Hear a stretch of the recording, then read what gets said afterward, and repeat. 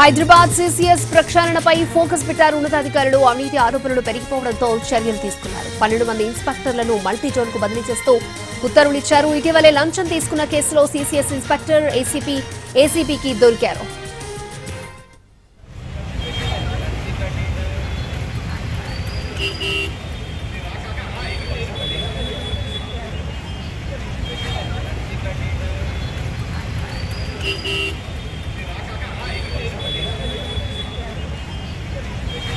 Hyderabad CCS ప్రక్షాళనపై focus పెట్టారు ఉన్నతాధికారులు. అవినీతి ఆరోపణలు పెరిగిపోవడంతో చర్యలు తీసుకున్నారు. 12 మంది ఇన్స్పెక్టర్లను మల్టీ జోన్ కు బదిలీ చేస్తూ ఉత్తర్వులిచ్చారు. ఇటీవలే లంచం తీసుకున్న కేసులో సిసిఎస్ ఇన్స్పెక్టర్ ఏసీపీకి దొరికారు.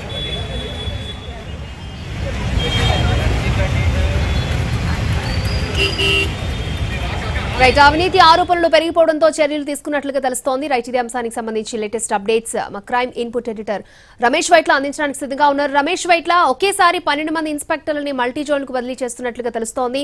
పూర్తి డీటెయిల్స్ ఏంటి?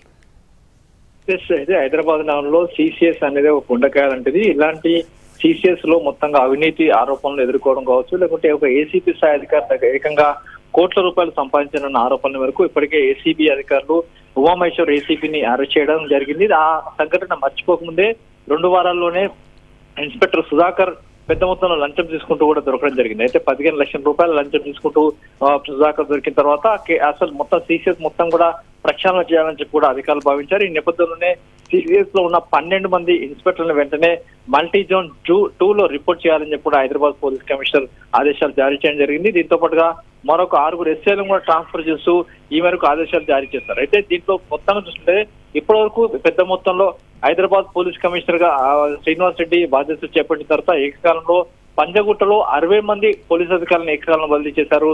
ఇప్పుడు చూస్తే హైదరాబాద్ సిసిఎస్ లో ఏకంగా 12 మంది పోలీస్ అధికారి ఇన్స్పెక్టర్లు బదిలీ చేయడం కూడా సంచలనం అని చెప్పవచ్చు. ఈ 12 మంది అధికారులను వెంటనే బదిలీ చేస్తారు. ఉండబోతున్న అధికారులు సంకేతించారు. అయితే సిసిఎస్ లో పెద్ద మొత్తంలో చాలా కీలకమైన కేసులు ఉంటాయి. 100 కోట్ల రూపాయల కేసుల విచారణ ఉంటాయి. బాధితులు పెద్ద మొత్తంలో వస్తుంటారు. అలాంటి వారికి న్యాయం చేసిన సిసిఎస్ పెద్ద మొత్తంలో అవినీతి అక్రమాలకు అండగా మారిందని చెప్పి ఆరోపణలు రావడంతో పాటుగా ఏసీబీ అధికారులు కూడా రైడ్ చేయడంతో మొత్తంగా 12 మంది ఇన్స్పెక్టర్లను బదిలీ